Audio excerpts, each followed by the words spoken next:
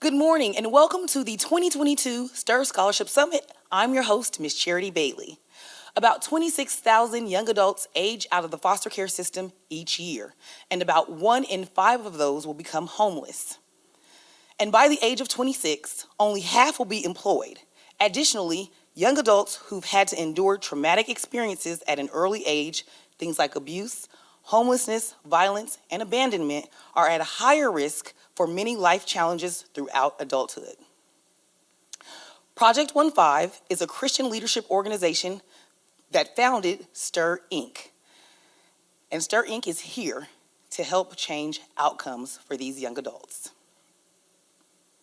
Today, you're going to meet the founder of Stiir and the team that has dedicated their life to help end this crisis. You'll also hear from the community of people and advocates who are survivors of their own journey. They are real-life heroes. More importantly, you're going to learn how you can donate and partner with Stiir to support this work. So stay tuned, like, share, subscribe, and enjoy the show.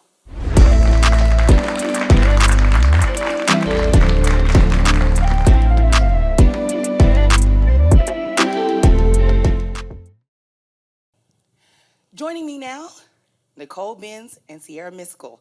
Hey, ladies. Hello. You look lovely. Thank you. Yes, now thank you for having me, and thank you for doing what you do. You are the CEO and founder and COO of Stiir. First of all, tell us what Stiir stands for, what you do, and why you do it. STIR stands for Support, Thrive, Inspire, Ignite, and Reach. And we wanted to have an acronym that really represented what our mission is. We're supporting young adults who's in crisis in their navigation of life. We want them to thrive. We want to give them tools to be inspired so it will ignite the flame in them and they can recognize the purpose that God gave them, and they can reach for anything. And so that was the purpose really behind the acronym of STIR. And why do you do this work? Yeah, so what makes the Stiir Scholarship so unique is that it's not based off of academics at all. It's really tailored to those young adults who are in crisis. And so what I love about it is that we're really planting seeds in order for our scholarship recipients to feel known and loved and seen by God. And so that's so important. So what we do is we give a $500 check for them to help with their next steps, but also we give them a free VIP day. Yes. So that they can go to the salon or their local barber so that they can really feel good about themselves. Not only do we do that, but we also top it off with them being able to go to lunch for two. And we also give them a couple of different gifts as well. You know, we want them to feel special. So, I mean, imagine how you feel when you are going through a crisis and somebody gives you a gift. Mm-hmm. You know, we really want to plant those seeds, but also we give them a Bible as well. And so one of my favorite things that we do is we actually go and we hand deliver the scholarships to them. I love that because we really want to make a connection to the young adults who are going through crisis. Mm-hmm. And so one thing that I love is that, I mean, there's a power in a hug, right? Yes, absolutely. You know, to be able to connect with them, to be able to share, to be able to pray with them. And so when you're sowing these seeds, you're sowing seeds of faith. Yes. You're sowing seeds of purpose. You're sowing seeds of promise. And so that's what makes this scholarship so unique. Yeah. Yeah. I was thinking years ago, God had just put just a vision and a love in our heart for young adults. My husband and I, we were young adult ministry leaders for over 10 years. Professionally, I've worked with young adult families who are low income or in at-risk scenarios. And I can remember in one of my previous jobs where I managed this subsidy office where a mom asked to meet with me. And she sat across from me and she just began to cry. And she said, I'm trying hard. And, you know, right there in the office. And she said, I'm a single mom. She was very young. She didn't have a support system, and she was working, but she made just enough where she didn't qualify for additional supports. And as I sat there in the office and just heard her story as she began to tell, it gave me just a love for young adults who are in that type of scenario where they don't have family support. I think about, we grew up, we had our mom and our dad, where, they were able to pick us up when we fell down, or they were able to rub our shoulders when we made mistakes. But there are young adults who don't have the support system. And then when you add trauma and crisis and trying to navigate things that happen in your childhood, it compounds that situation even worse. And so I think also about moms who I met throughout my professional career who were adult stars because they felt like that's all they could do. They didn't feel like they had any other purpose. They didn't feel like they had any other talent, and they didn't have anyone helping to implant in them that, yes, God, you do have purpose. You can do more. And so that's why we just felt the need that we wanted to make a difference and wanted to do this vision to try to support and love those who don't have a support system and let them know that you have a family in Project 15 in the Stiir family, and we will be your support system.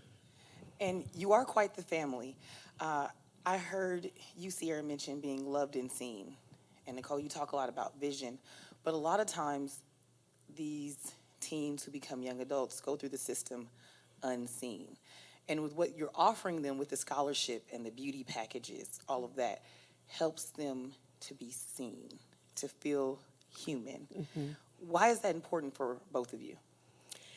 It's important for me because I think that every person needs to know, first of all, feel God's love, and they need to know that they have a purpose.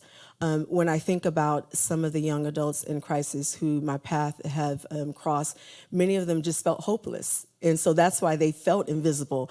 They felt like no one could see them because they never had anyone tell them you matter. They never had anyone tell them you're beautiful. They never had anyone to just help to instill the value that they have. And so that's why we are a Christian organization, because we start with the love of God and letting them know, first of all, that God loves you. He made you for a purpose. In spite of what may have happened in your childhood, your past doesn't define your future.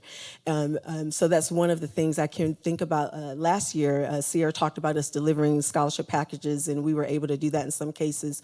So one of the young adults I got a chance to deliver a package to, we met in a public parking lot. And so when she saw me, she immediately thought, I reached out to hug her, and she thought, oh, I can't hug you. I'm not dressed right. I said, you're beautiful. You're beautiful, because that was she saw me and just immediately felt, like you said, that invisible shell, and she was like, I just don't understand how I can have a scholarship. I'm not smart enough. I don't, I just didn't understand it when I got the call through one of our partners. And I said, you are smart enough. You are beautiful enough. And so I think just instilling in them the love of God and helping them to see themselves as God sees them, that's one of the things that's important about our program. Yeah, absolutely. I also think about oftentimes this group, they've been abandoned by their parents. They've been abandoned by loved ones, and they may be in a situation where they feel like there's no hope.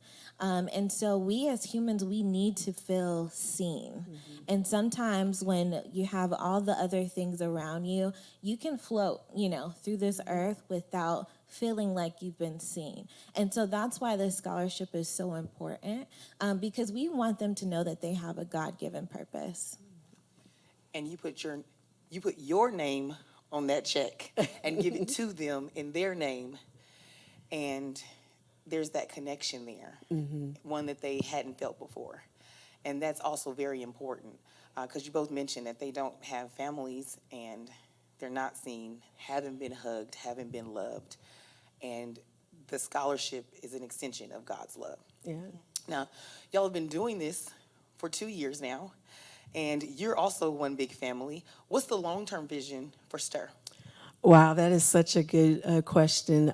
Our long-term vision is to really have a wellness center I want our program to have a wellness center where we have free on-site counseling. We have a chapel where we can provide prayer, spiritual mentorship, where we also, I envision us having free salon services, free massages, and just a place where they can walk in and feel the love of God. The other thing that we want to do long-term is we want to work more closely with some of our partners and be able to help eliminate barriers.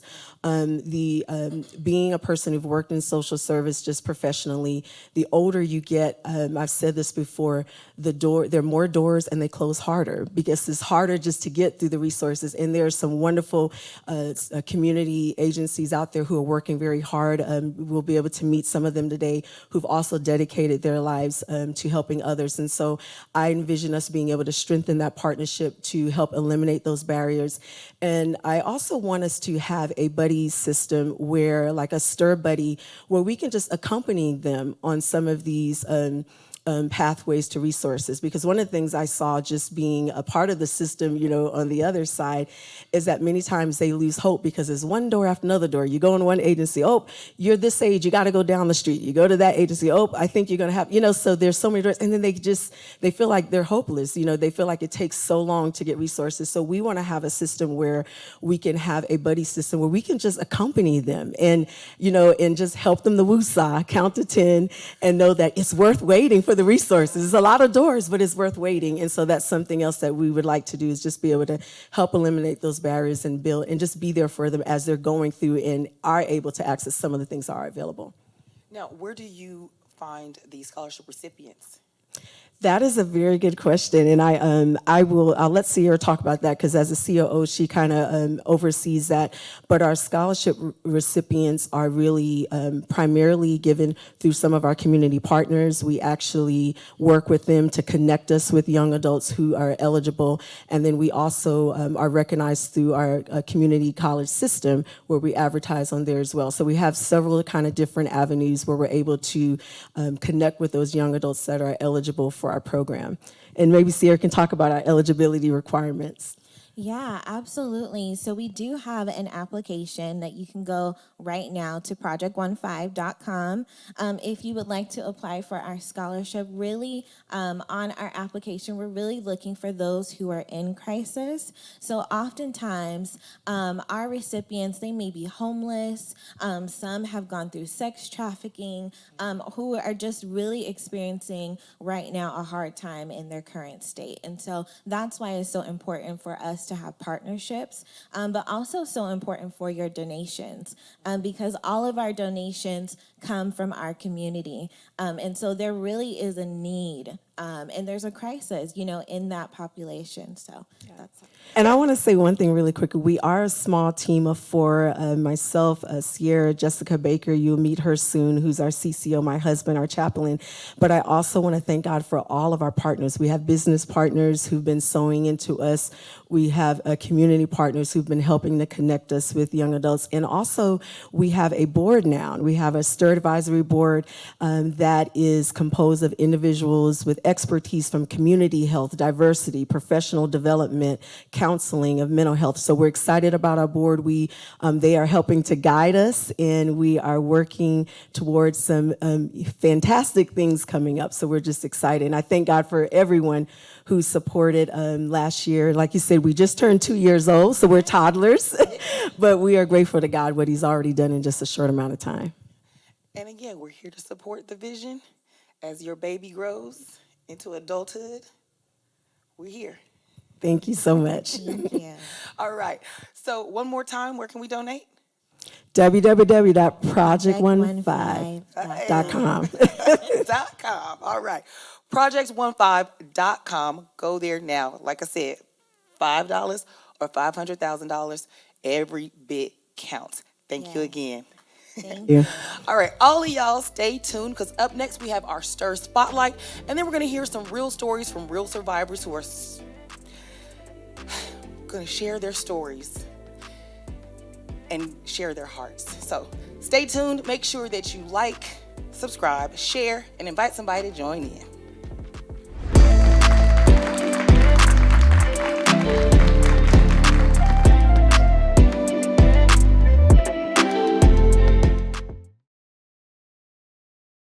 Hi, I'm Jessica Baker, the Chief Communications Officer of Stiir Inc., and I am here today with our Stiir Spotlight.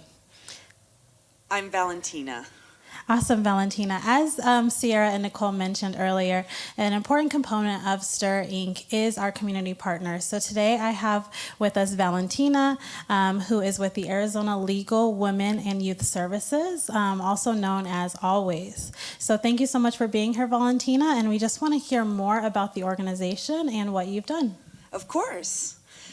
So Arizona Legal Women and Youth Services is a nonprofit law office that represents individuals under 25 who have been impacted by foster care, homelessness, and crime, as well as trafficking survivors of all ages. We provide legal services in the areas of immigration, family law, criminal history repair, and vital document collection. Right now, we're a team of 6, 4 attorneys, a social worker, and an office manager, and we also have law fellows and undergraduate interns helping us.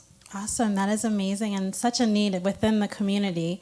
I know last year Always was a community partner for Stiir. Can you share a little bit about how you came about those recipients that helped us fund those scholarships? Of course, we have many deserving clients. They haven't been cut a break in life, and they're just trying to make justice for themselves and for their families, despite what they've been through. So we have one young woman that we represented who is a trafficking survivor. She was brought from East Asia to play on a basketball team, and then endured some pretty rough conditions, and we were able to apply her for special immigrant juvenile status, which is a special status for people who have been abused, abandoned, or neglected, and then for her lawful permanent resident status. And with Stiir's help, she is at Maricopa Community College. That is so awesome. And she was such a deserving scholarship recipient, and we appreciate your support.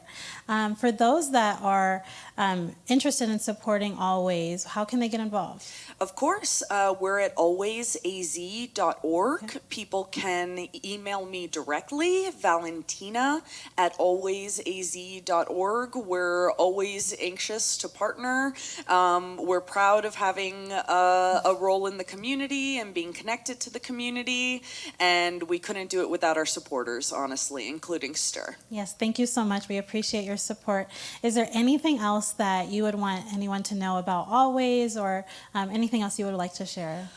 Just that we're eliminating barriers to justice for people who are disadvantaged in various ways, who don't have the same opportunities as us, who don't have the same support systems as us. And we're a drop in the bucket, but we like to think we make an impact, and it's all because of our supporters and because of the resilience of our clients, who are truly an inspiration. Such a great impact. Thank you so much for partnering with us and sharing a little bit more. Thank Of you. course, looking forward to later this year. Thank you.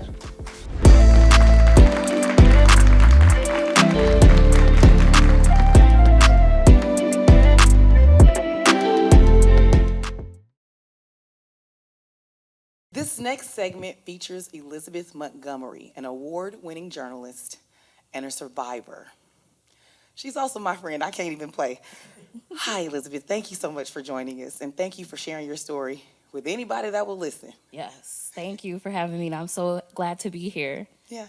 So you have a very unique story because you experienced homelessness and you did it all while you were in college. So tell me a little bit about that. Yes, so long story short, I graduated high school, and my mom was like, "You're 18, you gotta go." So she put all my stuff in trash bags and threw it outside of the house, outside of the garage, and I piled up my car, and I lived in my car off and on for 3 years while going to school at the same time. So I was sleeping in the parking lot of my college and going to school. So that was the long story short version. And let's try to get through this without crying. So Well, good luck with that. And it's okay. Tears are okay because you cried a lot of them. Now you're happy, you have a smile on your face, and you're a survivor, and you're always sharing your story because there's so much power in your story. How did you survive that time in your life? Because college is already hard enough, let's be honest. And then to not have the support of family, to have your mom toss you out, and then to have to live in your car and not have shelter or love or support. How did you get through that? Honestly, I'm still getting through it. As a 35-year-old woman, it was a lot that I went through in that time, and I'm still kind of healing. I know y'all talked earlier about having, plans for the future for, youth and places for women to go. And I think that's so important because I didn't have that as a youth growing up with no support. I don't even know how I got through it at some point because I call it autopilot. I was just, coasting. And I say it's just God was leading me. He had a plan for me, and it wasn't the plan to go down the wrong path. I went to college. I didn't have anywhere to live, so I was just sleeping in my car. And I guess when you're in that situation, it's like, what else can you do? It's like going to school was kind of like my safe space, and it gave me a chance to meet people and learn things and just have somewhere to go so I wasn't in my car at the same time. So it's just been kind of a process that's still ongoing, and I don't even know how I survived it, but I just give all the props to God because I didn't have any control. I was just trying to make it to the next day at some point, so yeah. And how did that time in your life impact your mental health? It impacted it a lot, and I'm still, like I said, trying to learn how to process things, learn how to, just be a woman because I wasn't taught how to do a lot of things. And just being a journalist, living in this industry, is a lot I'm learning currently, even just leaving the industry, and I'm learning it all on my own. So there's nobody, in my background telling me, oh, you should do this, or this will help you, or you should be like this. I'm just trying to figure it out on my own. And my mental health has definitely struggled, and I've kind of spent a lot of time by myself trying to figure out who I am and what my thoughts are about life and just my mental health in general. And I need to start going to therapy. I haven't done that yet, but I will. Well, we're all trying to figure it out. Yeah. That's for sure. We've all experienced some type of trauma, and we're all surviving something. So know that you're not alone in that. One of the big things that Stiir Project is all about is providing support for young adults who don't have it. What would you say to other young people, students, college students who are experiencing homelessness and other abuse and trauma or feel abandoned?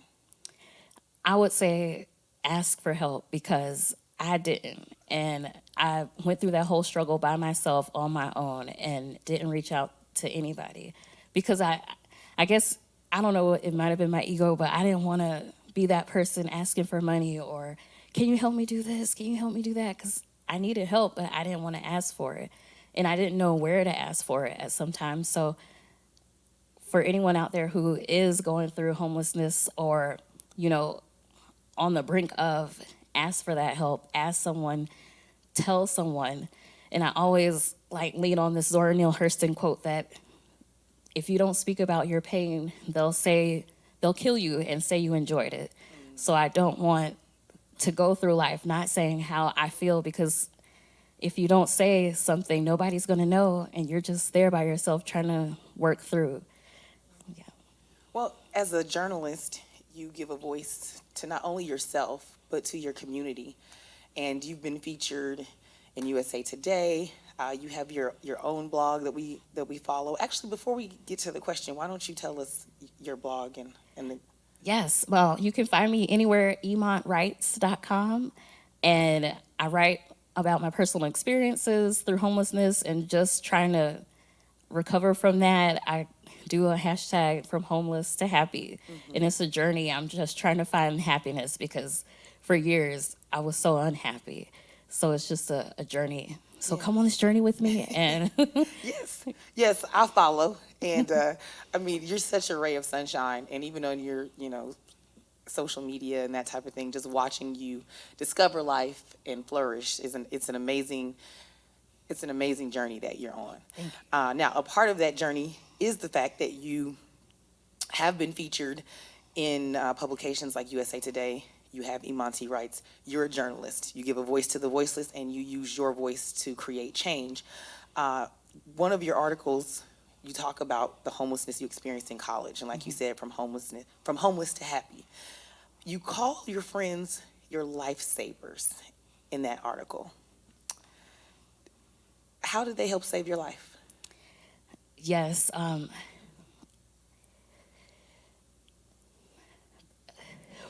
It's okay. when you're homeless, and I'm pretty sure if you're out there watching, the next day isn't promised. You don't know what you're going to eat tonight. You don't know where you can take a shower. You don't know if, what's going to happen to you. So just having those friends, and I only met them through college and through different classes, and mainly one of my Japanese class, because I wanted to learn how to speak Japanese. And they were my lifesavers because they didn't know I was homeless, or they didn't know my situation, but they wanted to hang out with me. They wanted to invite me over to their house, and sometimes I'd stay the night with them, or they would buy me dinner sometimes. So it wasn't like I had to ask for help. They just took me in and embraced me and embraced who I was. And they understood when I couldn't do certain things because I didn't have money or something like that. But I didn't have to. I probably should have told them what was happening, and maybe that would have helped me a little bit more, but I didn't say anything. But they still embraced me and gave me the love that I didn't have. And just coming off of like your mom putting you out, the person who's supposed to love you and take care of you, and for women. It's okay. You're okay. Thank you.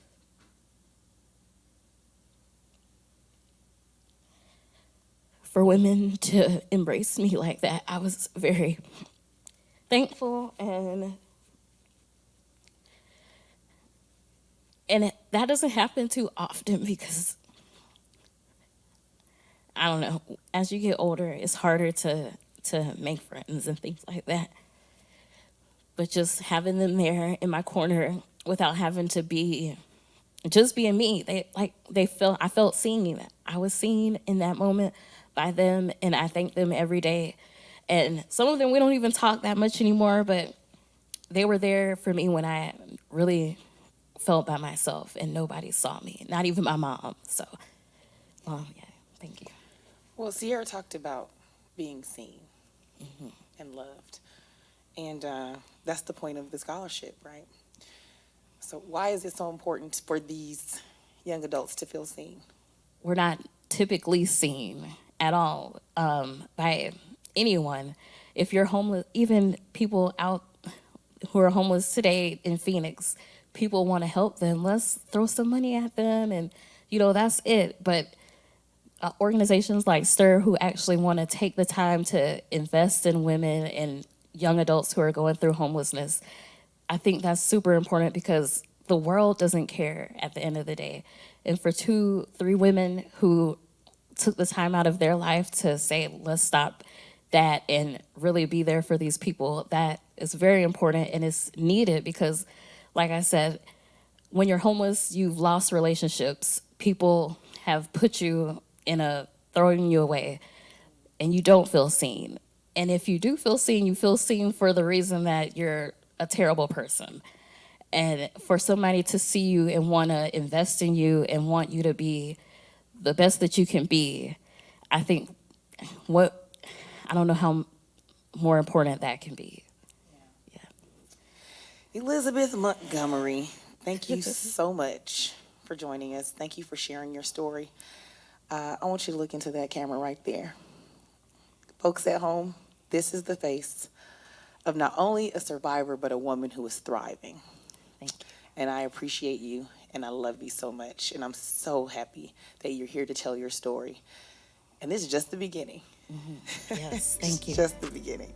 So thank you for the work that you do. And thank you for being you. Thank you. You too.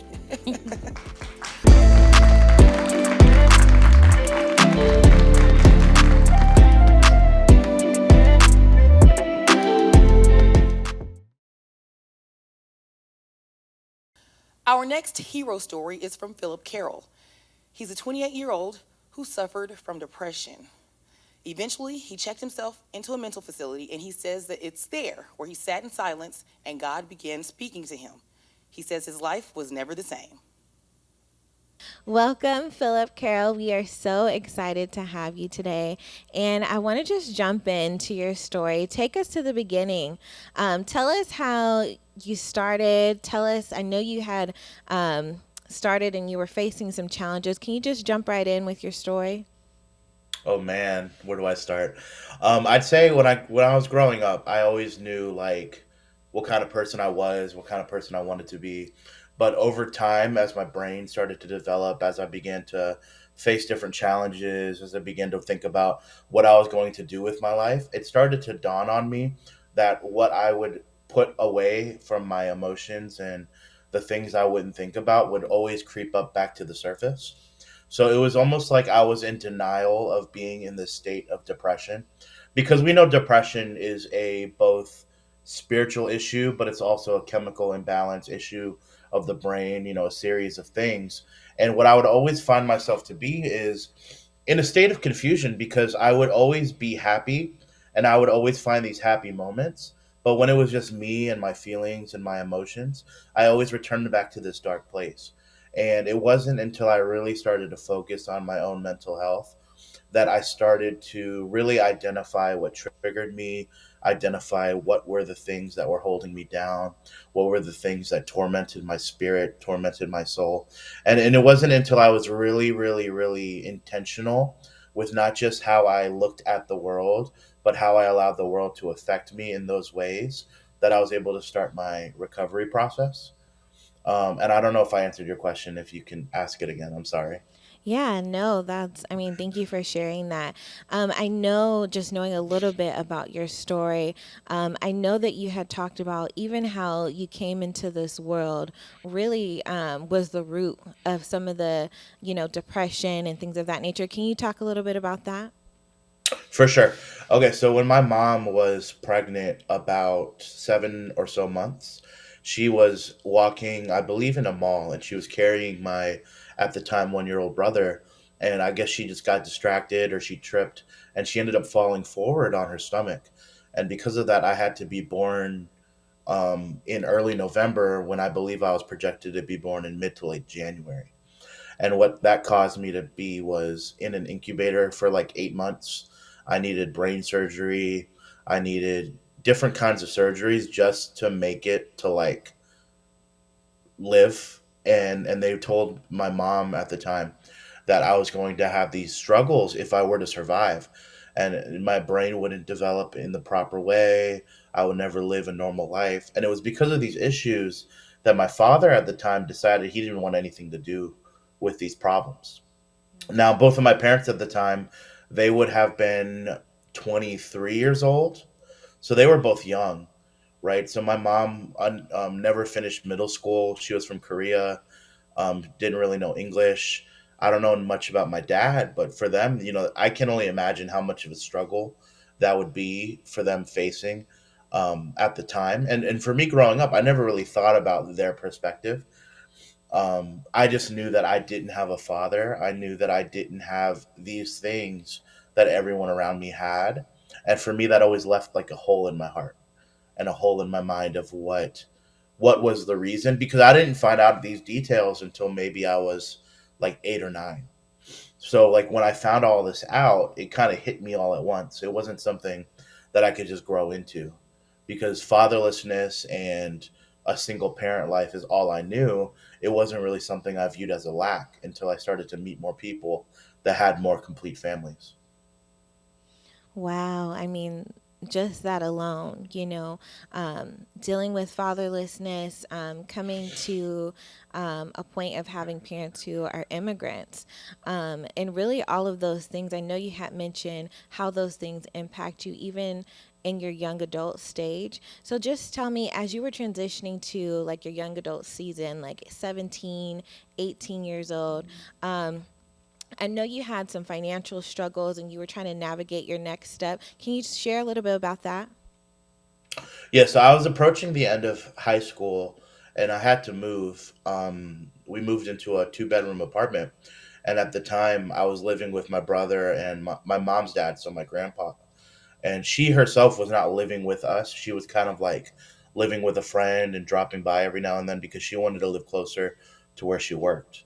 Um, so for me, it was like I knew I wanted to go to school, but I didn't have any money. I didn't even have a credit card to use to apply for college.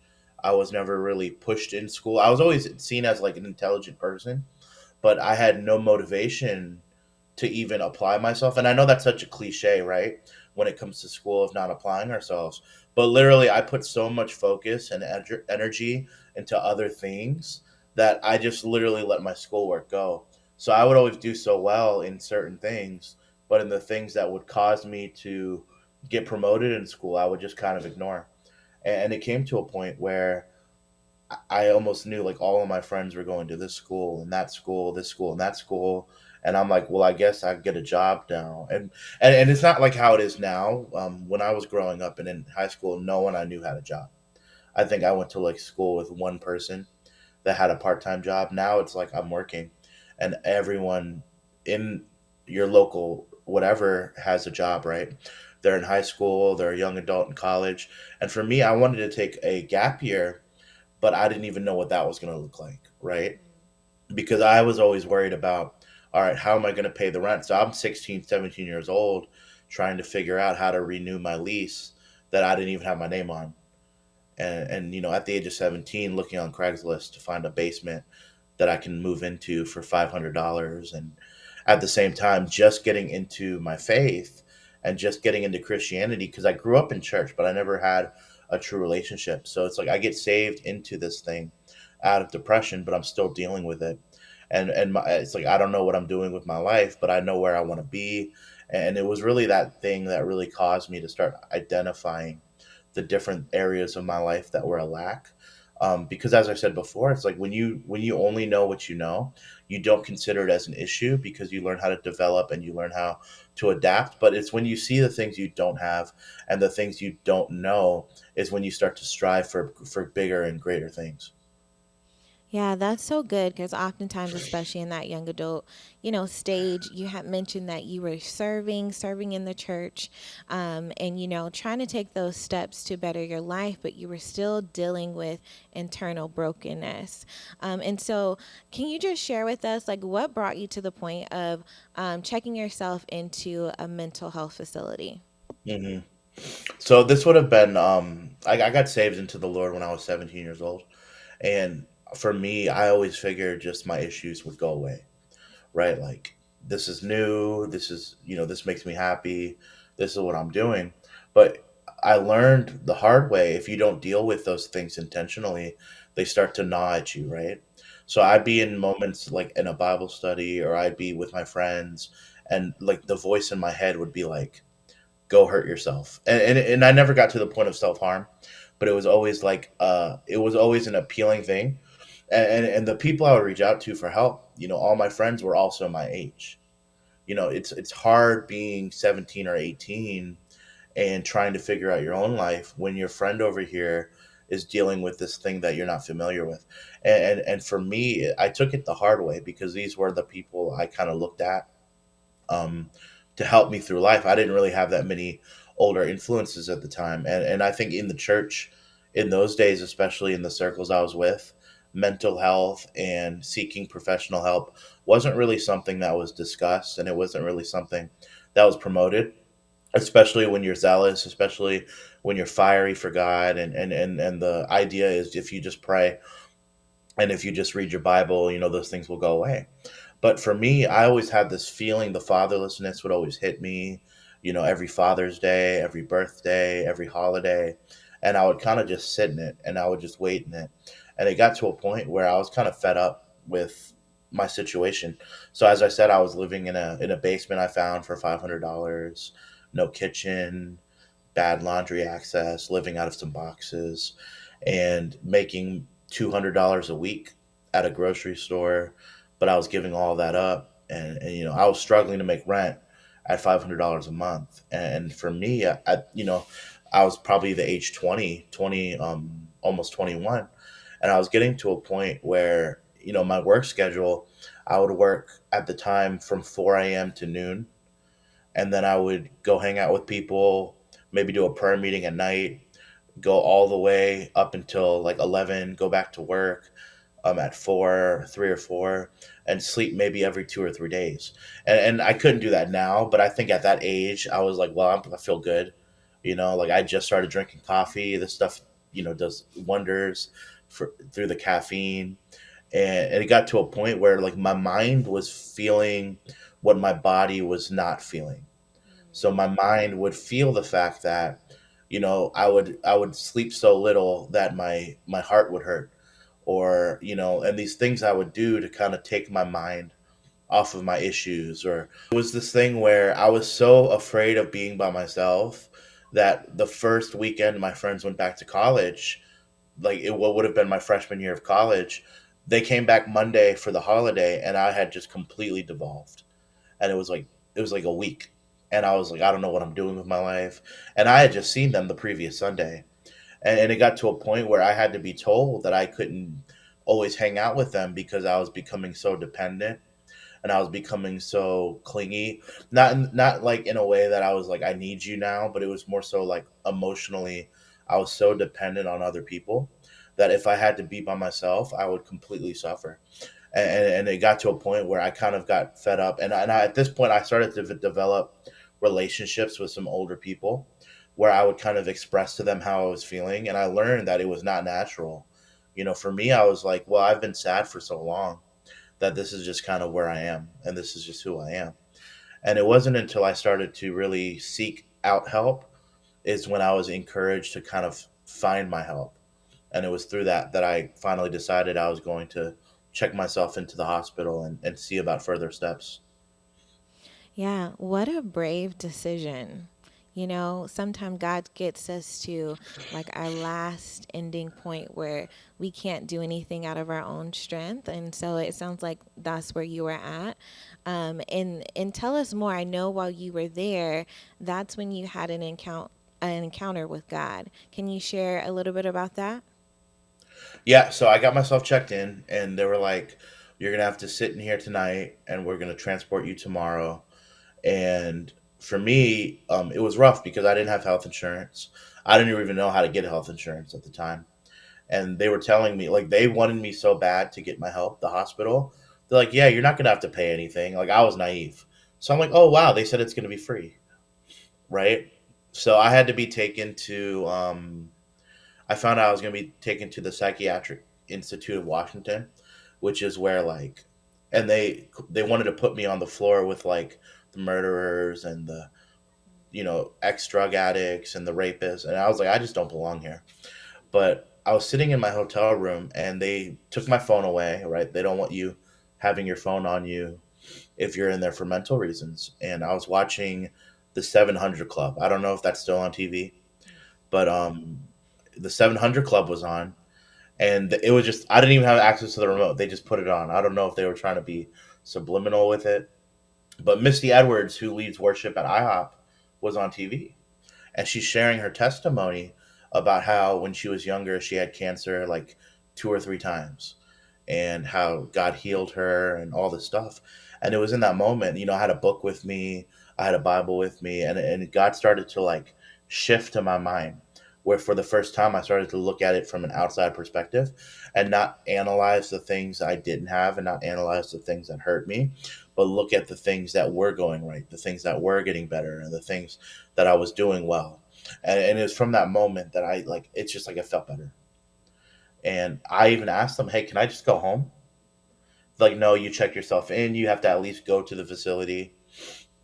And I ended up going, and it was like I was in there with people who like hung out with Tupac. I was in there with people who like got picked up off the street like that night. And it was just a whole range of people. And I think from the beginning of me getting there, the understanding, because I went there on a Friday, and they don't let people out on the weekends. So they're like, yeah, they're like, yeah, you're pretty much good. You just gotta wait till Monday. So I had to sit there from Friday morning to Monday morning and just observing. And even in that place, God started telling me, like, go speak to that person, go pray for that person, and it's like even in that area I was being used, and that even opened my eyes to, like, you don't have to be perfect to do this. What can you say to those who are watching right now who, like you had mentioned, may feel unwanted, they may feel abandoned, they may feel hopeless, they may feel depressed, they may be fatherless, and so they may feel like they've gotten the short end of the stick. Can you just speak to them right now? Yeah, I think what I would say is to look at the people that do want you, look at the people that do love you, and hear what they're saying to you. Sometimes it's them not even knowing what to say, but them wanting to be there. Because in those times, it might be easy to push them away and say you don't understand how it feels, and you don't know what I'm going through, and you don't know what it's like. But at the same time, look at the ones that are making the effort. It doesn't have to be that many people, whether it's 5 or 10 or 20 people, just the ones in your life that are making an effort to lift you up. And at the same time, you can always form new relationships. You can always learn how to love yourself. And you can be the example, just like me. I never thought I would be the person that would have an opportunity to speak to people who suffered with the things that I suffered with. So it's like you have an opportunity to be the thing that you yourself never had. You have an opportunity to love people the way you felt you deserved and needed to be loved. And as long as you keep making an effort, there will be people who make an effort on your behalf. It takes a village to have someone reach their healing. So every little bit helps. Yes, every little bit does help. I mean, we are a community, and the more that we do this together, the more people that we are able to impact. So thank you so much, Philip, for just being transparent and sharing your testimony with us. We know that it's going to bless many. So thank you. You're welcome. Thank you so much.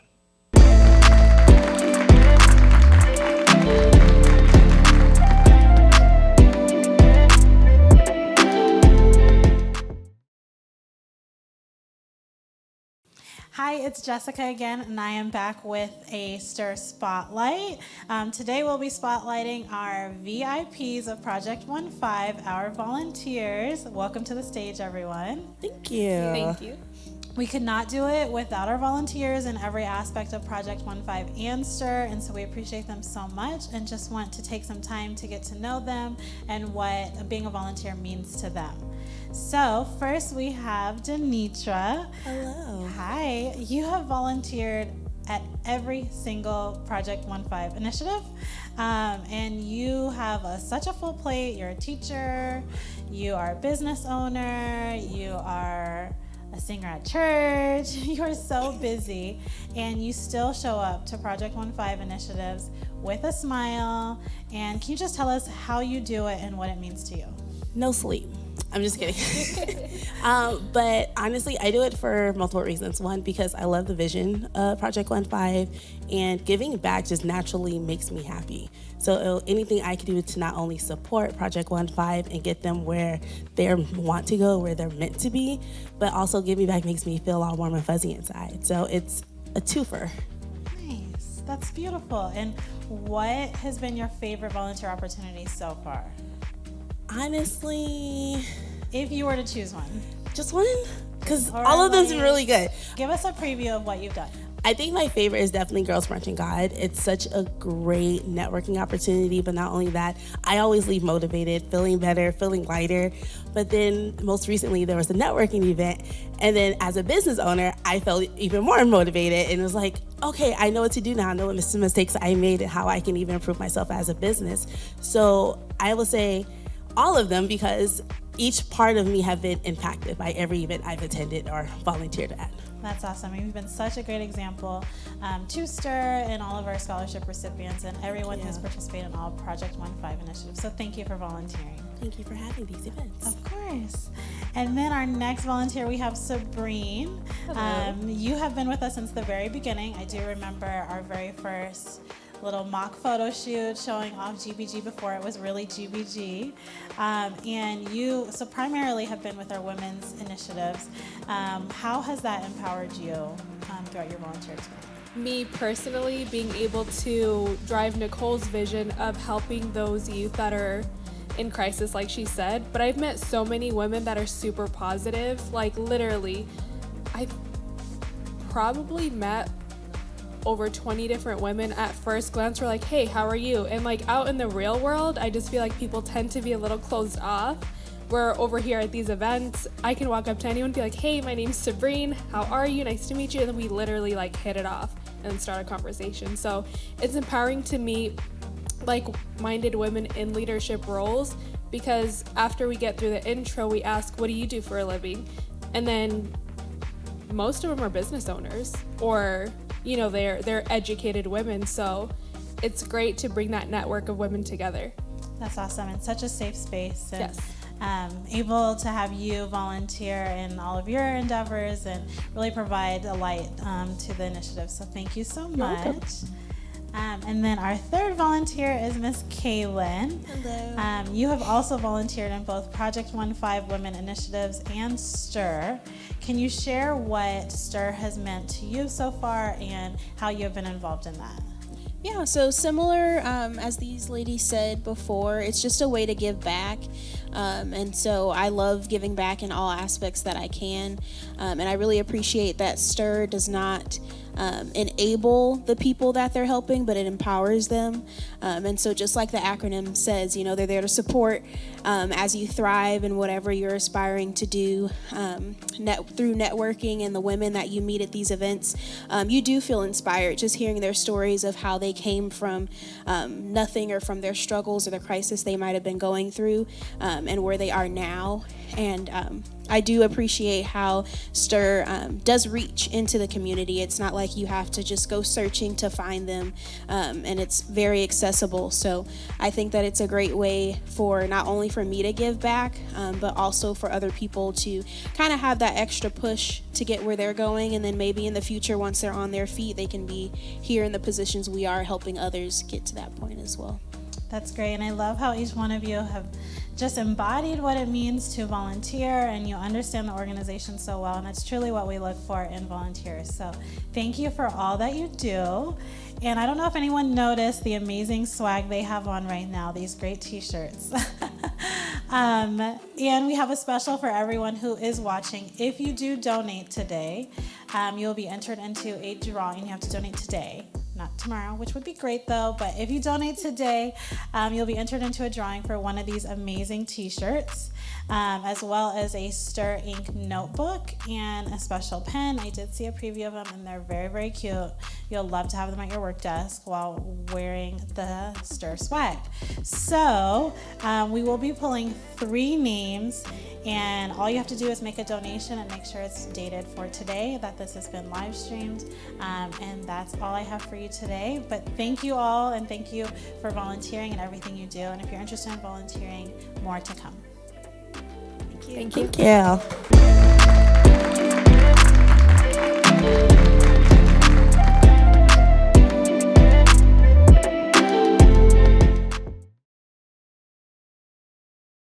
So the heart and mission of the Stiir program is to really change the outcomes of young adults who are living in crisis.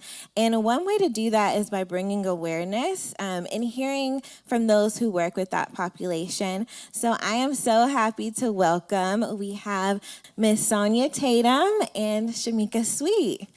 Welcome. Thank you for having us. Yes, thank you for being here. So Sonia, you are a business owner and a college professor. So first I want to jump in from the business lens, okay?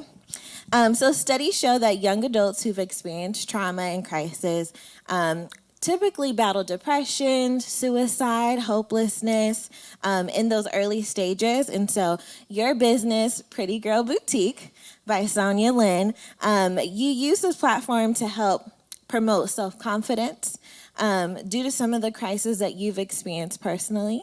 Can you share a little bit about that with us? I will. Thank you so much. And I haven't had this opportunity to share this testimony with the world, to be honest with you. But there were two crisis situations in my life that birthed Pretty Girl Boutique. The first one was I met my father twice in my life.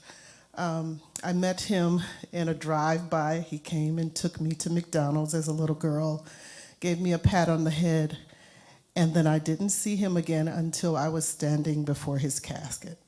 So those are the two experiences that I've had with my father in my entire life. Next, I was in a marriage that was very abusive, physically and mentally. A lot of people don't know that I went through that. I suffered a lot in silence. But the biggest thing was the mental abuse, which damaged my self-esteem. And I did it with a smile. But once the physical abuse came, I was out. And I would encourage anyone to get out. Yes. Get out. I endured it for 5 years. But that's how the boutique was birthed. I said to myself, I never want another individual to suffer in silence and women to lose their self-esteem. And the Lord blessed me with an amazing husband who helped me build that at the right time in my life. And I suffered for 40 years in silence with low self-esteem because of my weight. And even though my life and my aspirations were successful, I was suffering. I was successful when raising my children. I was successful in my career. I graduated my master's program with a 3.98 grade point average, and I was still disappointed in who I was. And I discovered when I looked at my past that it was those things. I had no self-esteem and I didn't love myself. And out of that, Pretty Girl Boutique was birthed. The name Pretty Girl because my husband always referred to me and treated me like a pretty girl. And so that's how it was birthed. I love that. I mean, how often especially in that stage, we are suffering in silence. You know, we're going through all the things, you know. You said you were successful in school and parenting in many areas of your life, but yet and still you had to find the root. And so I love that you shared that. Sonia, I know you're in close contact with young adults every day with what you do as a college professor, but also you work closely with young adult families, you know, in various ministry settings. Can you share with us, as a community of faith, what are two things you feel that we can do to support young adults who are still healing through their crisis? Two things come to mind. Care. Young people need to really know you care. Yeah. And I would say if you don't care, don't do it. They can feel your heart. Even in the classroom, my students can feel my heart. And they tell me, you care for real. So young people need to know that first before they will even open up. And then the second thing that comes to mind is accountability. I love you, but I'm going to always hold you accountable. Yeah. I love that. Those two things are so important. And that's why this program is so important, because number one, we do show them that we care. And that's just by making that connection. But we also want to see how they're doing in life. So I love that you shared that. That's awesome. Shamika, I know that you are a counseling faculty in the community college system. Can you discuss challenges you've observed that young adults are facing while they're trying to get on the path of being self-sufficient, yet they're still dealing with trauma from their past? Yes, thank you for having me as well. Sonia and I are actually colleagues at the same school, so it's great to be here with my colleague in the school system, but also in the spirit too, as we work in ministry. But to answer that question, I counsel students, and I also teach counseling and psychology courses, and every day I see the struggle, whether they're in the classroom or they're coming for counseling services that we offer through Maricopa Community Colleges. At all 10 of our colleges, free counseling services, because we know that trauma and education, there's a direct link. and there are barriers there that come with it.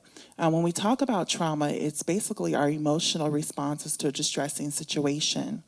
And a lot of times, how we handle a situation varies from person to person. And it can create these traumatic psychological experiences in our thoughts and our emotions that lead into our behaviors. And it blocks learning. It blocks building relationships. It blocks having the ability to think and having those mental blocks, memory, and things of those natures. And people don't really take that into consideration. Right. And so we have to look at trauma as a holistic view, that if we can deal with that trauma and building resiliency, we also have through CPD 180 is a course that we teach at Maricopa Community Colleges, not just the South, and I say Maricopa because it's offered at all of our sister schools, and it teaches students how to have resiliency in the midst of trauma because of the barriers that are there as a result of it. And even listening to Sonia's testimony of how she even overcame, I heard a lot of resiliency in there, and the ability to bounce back regardless of the situation. And if it makes me think of Marvin Sapp's song that I'm stronger, I'm wiser, I'm better because of it. And that's what resiliency is. And even as you're going through a traumatic situation, you can have resiliency in the midst of it, not just even coming through it or coming out of it, but as you're going through it. And a lot of those barriers, we're dealing with students that are homeless. That is a real story, and hearing our sister that shared earlier of her story of homelessness in the college system, that happens. Food insecurities, dealing with sexual, physical, emotional abuse, dealing with relationship abuse. All these things impact our day-to-day lives. And so we have to treat that in order for one to have academic success. And when we do that, it also in turn shows societal effects because one is able to get an education, one is able to have upward mobility in their careers, and then building healthy families. And so we're able to have these services on the college campus to help them to live healthy day-to-day lives. Yeah, that's amazing. I love that you had mentioned that those services are free, because that's so important. Because oftentimes when you're going through crisis, you may feel embarrassed. You may not want to talk about it with all the different perceptions that, are out there when it comes to being in crisis. So I love that there's a safe place, that they can go to for free to get help. So that's amazing. So as an advocate in the counseling field, can you share the impact of programs such as Stiir and different community programs, the impact that it has on young adults? It has major impact because we know it's needed. And when you have services from people that care, who really do the work, I'd say if you do not like people, do not go into social services because it's oxymoronic. You have to have a heart for people. And so when you have resources available and you make yourself accessible to those resources, is one thing to say that we have it, but you don't have accessibility. And so what the Stiir program is doing in other community partners and the community college system, licensed professional counselors, social workers, whoever is working in this space, is accessibility to that. And if you're not able to do it, then resourcing out. And I even tell students there, because we don't do diagnosis and those things at the college, but we resource out. And we even have a food pantry on campus that students are able to go grocery shopping. We also have free bus cards. So these are a variety of resources. We have the preschool. So you have to look again at the whole person. And so the resources that you provide, knowing your population and providing those resources are essential, but also it helps them because, again, it's going back to the whole person and dealing with from that holistic approach of how I can help you in the various areas of your life that can help you to be sustainable and to thrive, and not just survive, but also thrive in the spaces that you're in. Yeah, that's amazing. I mean, you're really meeting all the needs, the basic life needs, if you need groceries, but also from the mental health standpoint. So I really love that. As we close, ladies, if you both can just share from your heart, there may be a young adult who's watching right now who may be in the midst of a crisis. If you can just give them one last nugget of encouragement. The thing that comes to mind, I was going to do a homework assignment. It's the professor in me. And this is not just to those ladies that are in crisis, but these are principles we all can live by. And the first one is to do Romans 14 and 19. Pursue the things that make for peace and building up. Yes. Make it a practice to always seek out peace and building up. The second thing comes from Ephesians 4:29. You have to practice this.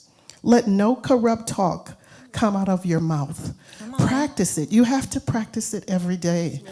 It becomes habitual if you do it. And then last, I want you to remember that we get brand new mercies every day. It's like getting a clean sheet of paper. You get to rewrite your story every day. You are in charge of what you pen on that paper. So write it every day. Come on. I felt a whole word right there. That was good. Was very inspirational. I'm inspired. Well, I agree with what Sonia stated. I also encourage everyone to know that there is no shame in it. These things may have happened to you, but you are not what has happened to you. You have the ability to recover. And even as David did, you can recover all. Yes. And so seek the Lord, but also seek the supports in your community. And when you're ready to, because I know sometimes rehashing the situation can be traumatic within itself. But when you have those little glimmers to where you're able to share, then do that. And then align yourself with people that is your tribe. I have this one exercise in class that we do. It's talking about building your dream team. And so building a support around you. And just because you were born into something that may be toxic for you, you do not have to affiliate with that. You can remove yourself from it. And I know that it may be hard at times, but find your village and those people who will advocate for you and support you through this journey. And seek God, but also seek those resources, and you'll be able to make it through. Yes, that was so good. I love that. You ladies really represent what this program is about. And so thank you so much for joining us today. We really appreciate you all sharing. Thank you for having us. It's been amazing. Yes, thank you.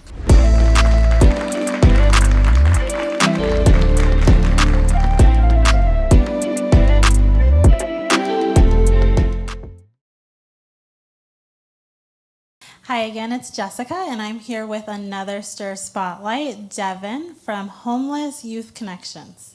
Hi, Devin. Thank you for being here. Thank you for having me.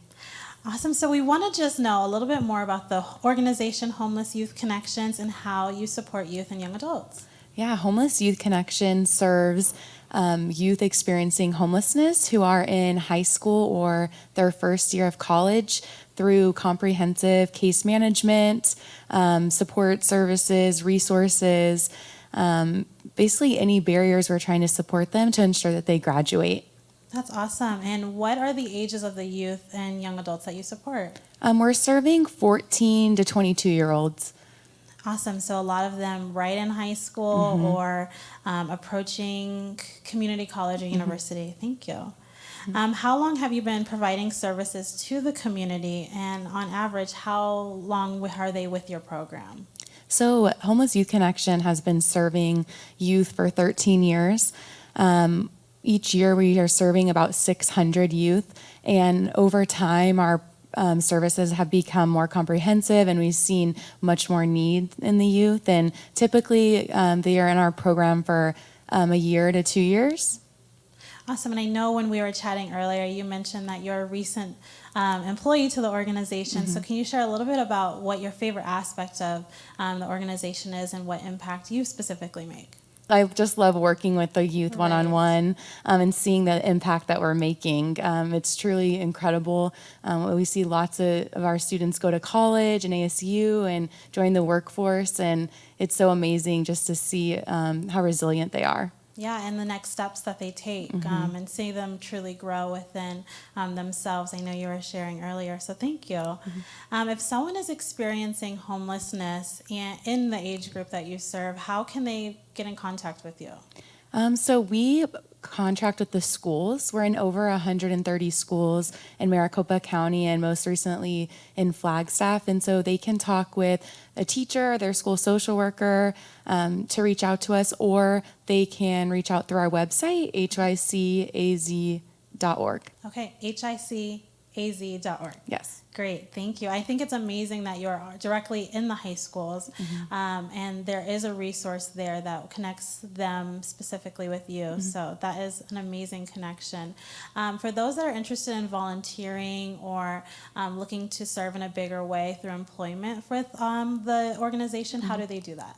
Yeah, they can go to our website, hycaz.org, and look for volunteer opportunities, different ways to give and donate, or you can call our office and ask to speak with someone on our development team.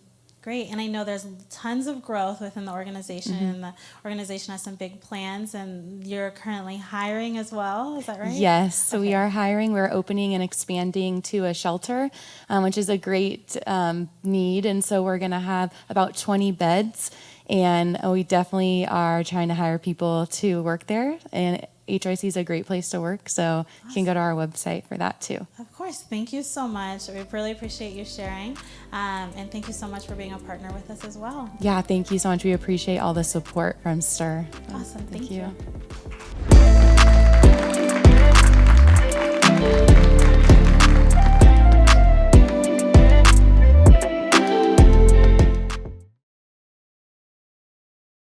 I'm so very excited about this next segment of today's summit program.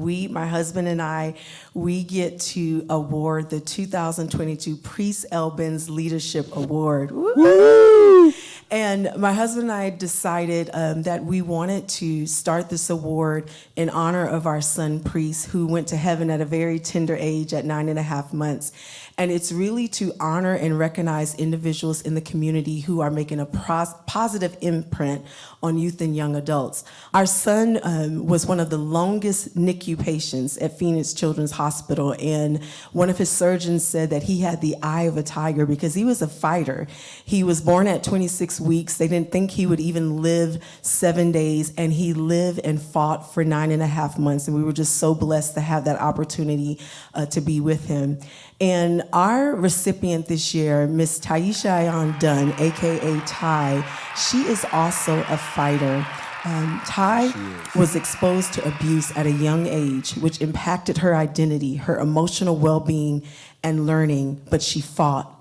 She went through a period of self-medicating with substances, had identity challenges, but she fought. She had dreams that she thought would never come true because of what she endured at an early young age, and she eventually received her GED and went into the military, and she said that that carved the pathway out of an unhealthy childhood, and she fought.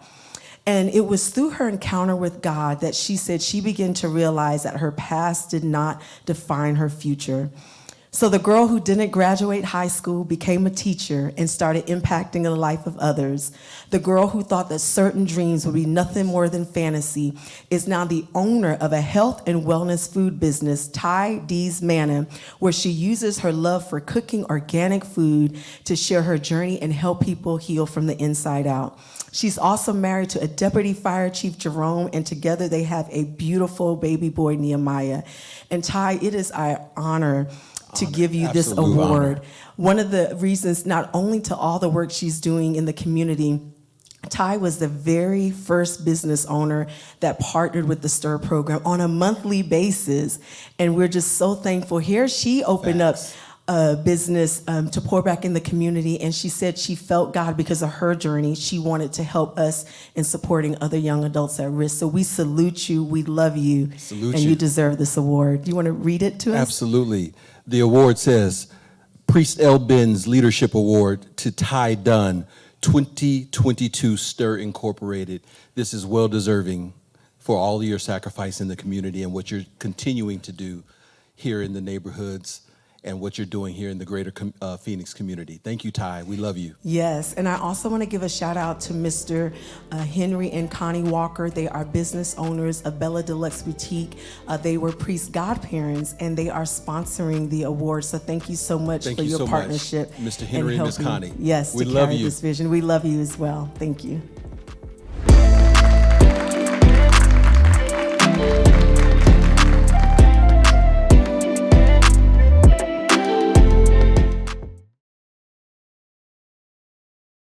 Thank thank you so much for tuning in. I know you are being blessed. Listen, do not go anywhere. It is not over with yet.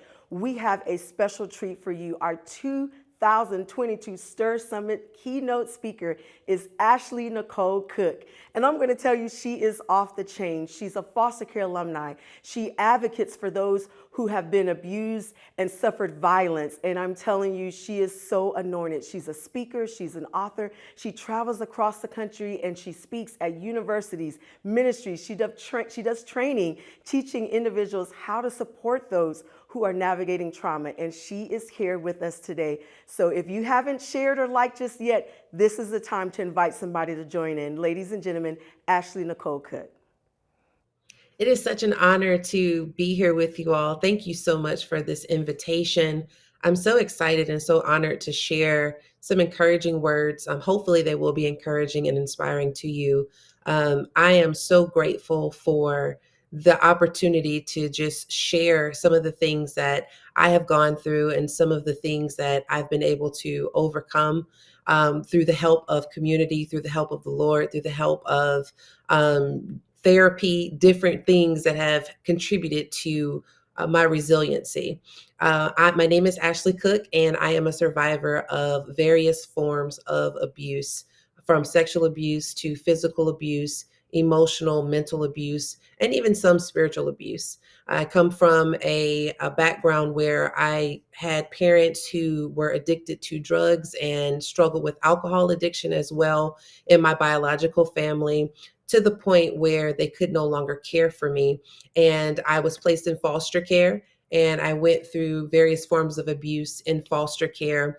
And during my time in foster care, I struggled with building relationships with people because of the short amount of time that I would spend with each family. And so that became an issue in my adult life as life progressed. But we'll talk about that a little bit later. After being in foster care, I was eventually adopted into a family where the father was a pastor, the mother served alongside him in ministry, and they had 2 biological sons.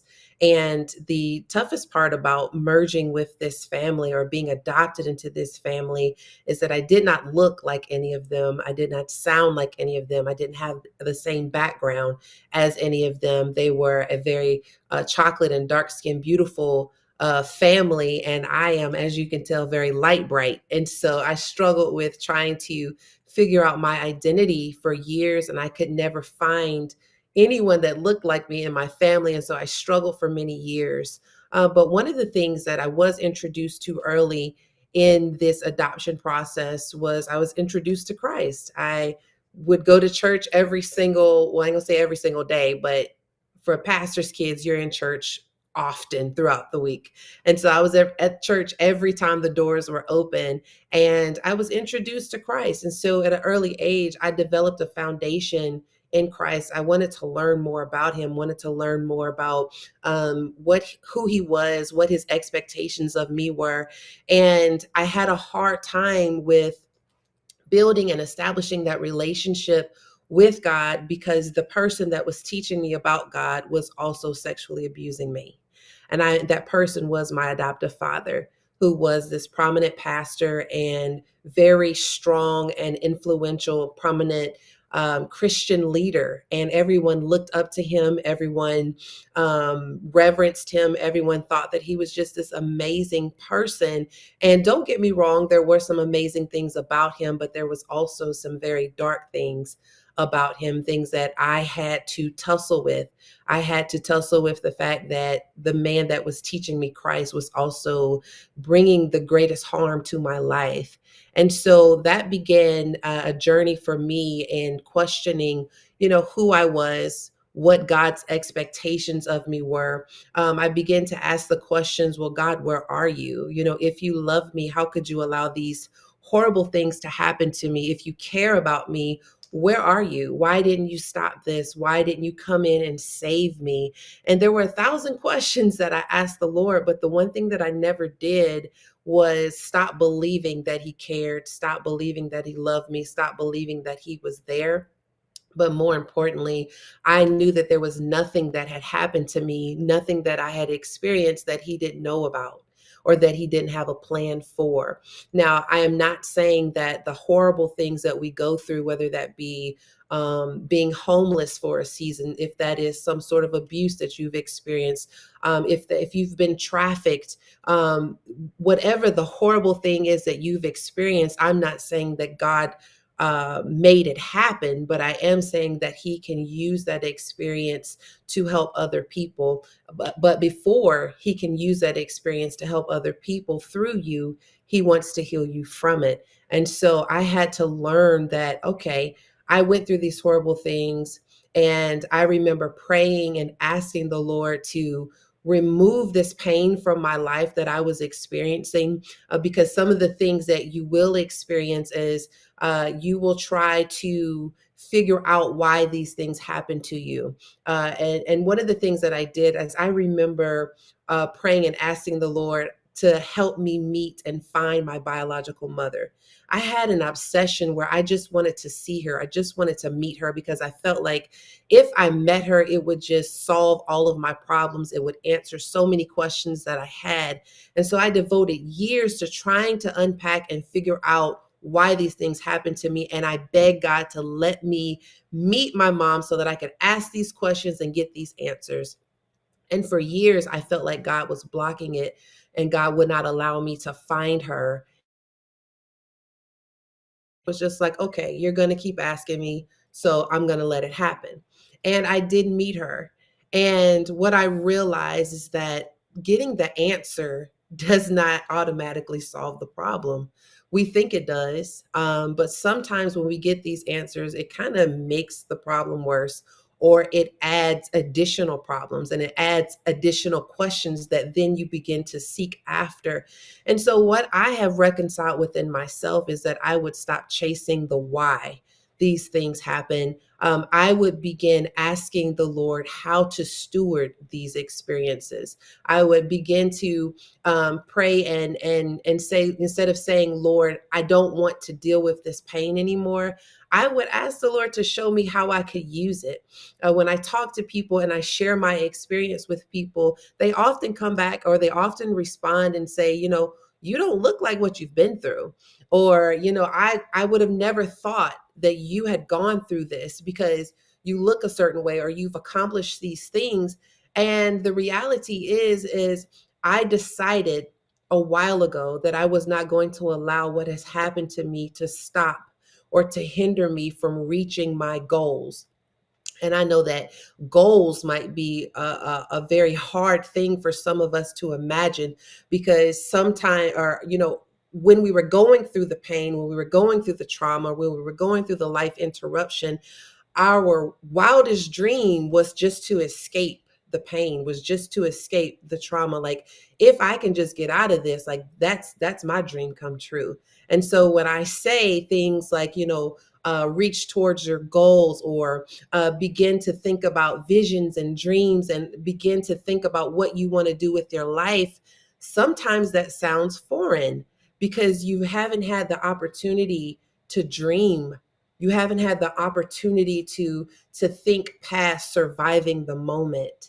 And I want to take a moment right here to address the guilt and the shame and the embarrassment that sometimes comes with the things that we do when we are trying to survive a moment.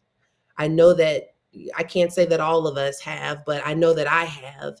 There are things that I have done that I'm not proud of when I was trying to survive a moment. And I remember feeling like I was not qualified to recover. I was not qualified to receive a certain level of healing. I was not qualified to overcome certain things because of the things that I had done while I was just trying to survive, when I was just trying to get through.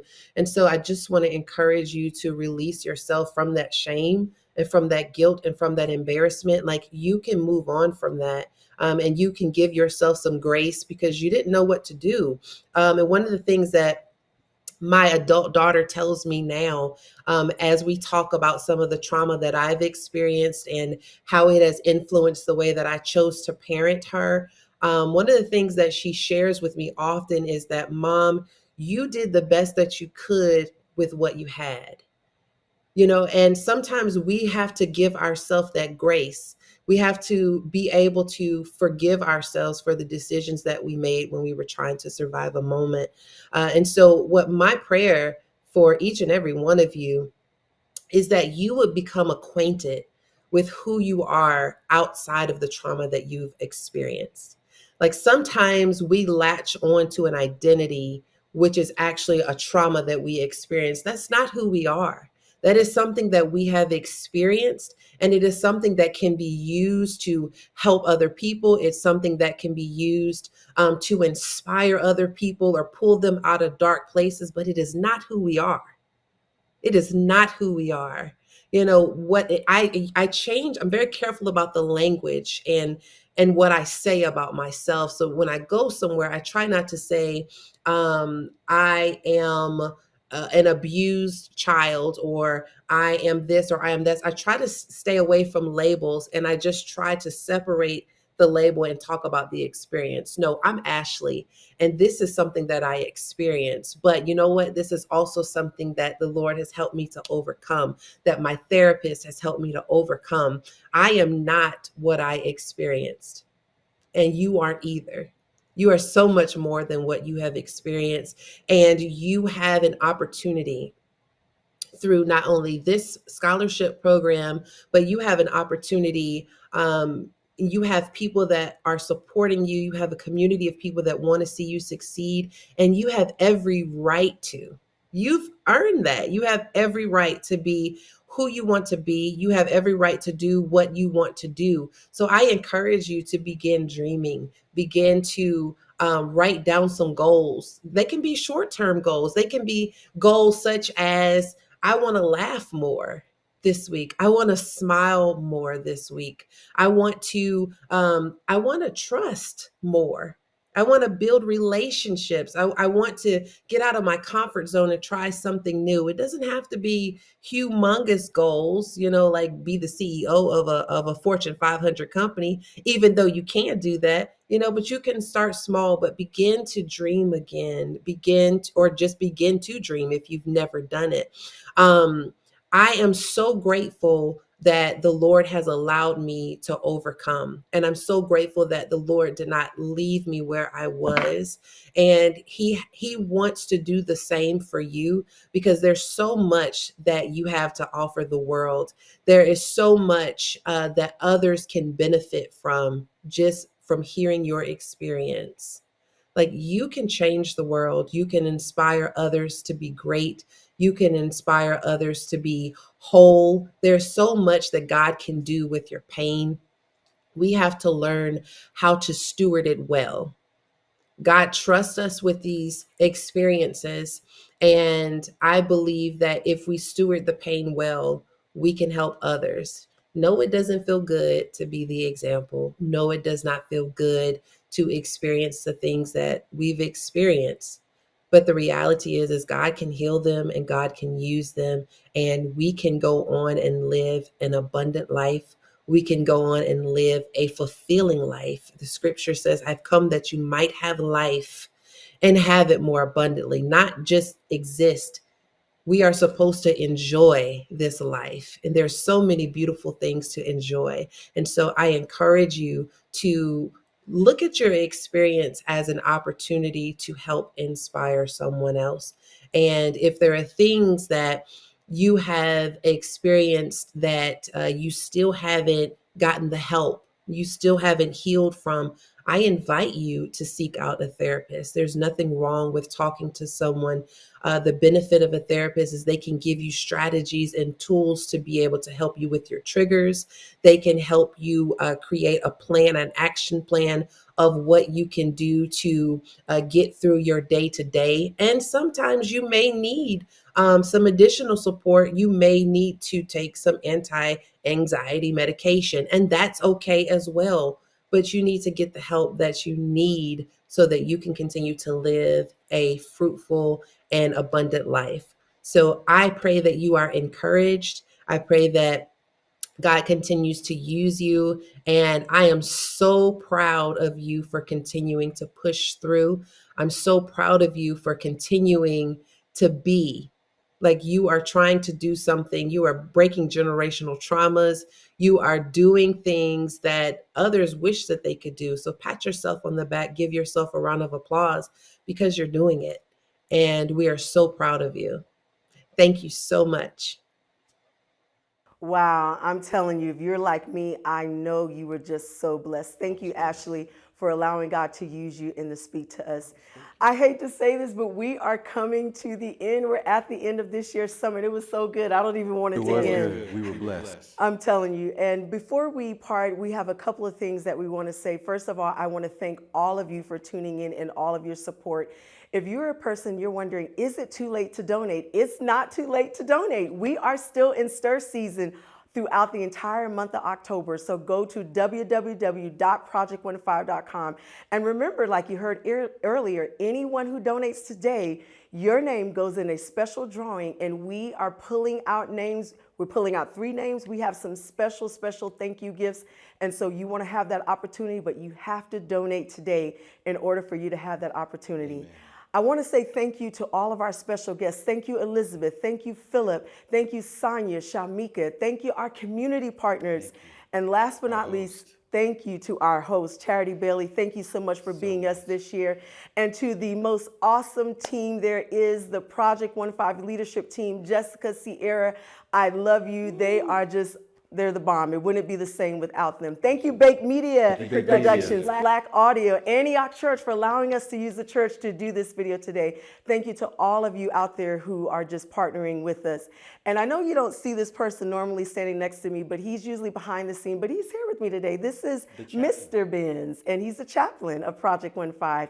And I thank you, babe, for all of your support. I could not do this vision without your hand on my back. And so we're going to have you to pray and close this out. All right, let us pray. Heavenly Father God, we thank you for everything that we have observed today.